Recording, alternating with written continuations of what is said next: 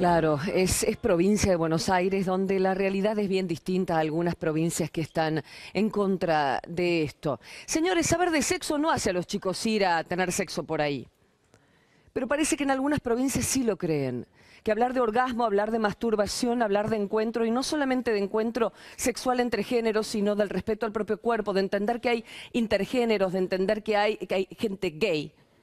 Pero al parecer, y disculpen por ahí veces que uno lo toma con esta pasión, se está hablando de la educación y de los chicos. Por eso es mi molestia tan grande con este tema. Laura Velasco, tu tema, bienvenida, educadora. ¿Cómo estás? Muchas gracias, encantada de estar pudiendo conversar de estos temas con ustedes. San Juan, provincia gobernada por Sergio Uñac, tiene la tasa de embarazos adolescentes más alta de la media de todo el país. Provincia que junto con Salta se opusieron en forma total, diputados y senadores, al proyecto de ley de aborto, de interrupción voluntaria. ¿Qué está pasando en estas provincias? ¿Qué está pasando en el país en general? Un diagnóstico, Laura. Mira, hay un informe de UNICEF Argentina que dice que cada 3 horas una menor de 15 años es madre en la Argentina y cada 5 minutos una menor de 19 años.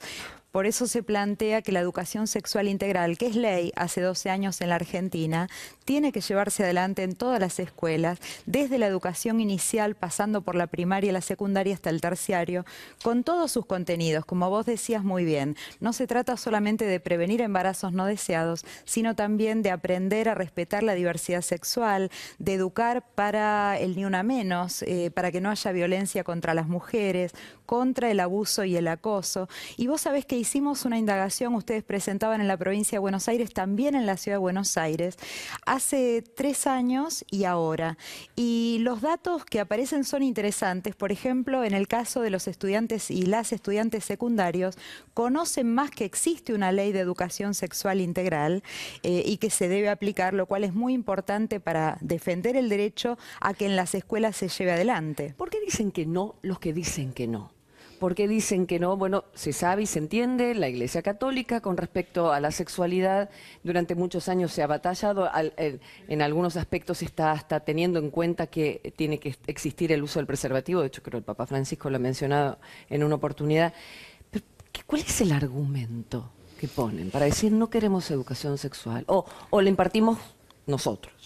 Mira, en el debate respecto de la interrupción voluntaria del embarazo, del aborto legal, la mayoría de quienes estaban en contra del proyecto de ley decían se tiene que aplicar educación sexual integral. En verdad son muchos de estos sectores quienes durante 12 años han generado distintos obstáculos para aplicar la educación sexual integral y hoy lo que están haciendo es admitir que se debe llevar adelante, pero debatir los contenidos. Y aquí es muy importante que seamos claros, los contenidos tienen que ser los que plantea la ley. No podemos decir en una escuela que la diversidad sexual, que la homosexualidad, por ejemplo, es una enfermedad. Digo, esto es muy grave porque tenemos leyes nacionales, tenemos un Estado laico y en esto el Estado tiene una responsabilidad. Y hay algo muy importante, Karen, hay una cuestión que es básica y que es la formación docente. Sí. En la ciudad de Buenos Aires, el propio gobierno de la ciudad ha hecho una indagación y uno o una de cada 4 docentes han admitido que no llevaron adelante, digo, solamente 1 de cada 4 reconocieron haber tenido algún tipo de formación en educación sexual integral. Los otros 3 o las otras 3 no. Es decir, tenemos... Perdón, ¿es una iniciativa personal? Porque estaba leyendo que en estas provincias tienen que pagar 800 pesos en un curso que comienza en San Juan en septiembre. Bueno, por esto, ¿no? Es muy importante que esa formación de los docentes y las docentes la imparte el Estado, por una parte, como decíamos recién, con el conjunto de los contenidos que hacen a la educación sexual integral. Además, no solamente desde una visión de peligrosidad para prevenir embarazos adolescentes, o embarazos no deseados o enfermedades de transmisión sexual, sino también desde una mirada del deseo, del placer, del desarrollo humano en toda su integralidad, ¿no es cierto? Esto es como fundamental.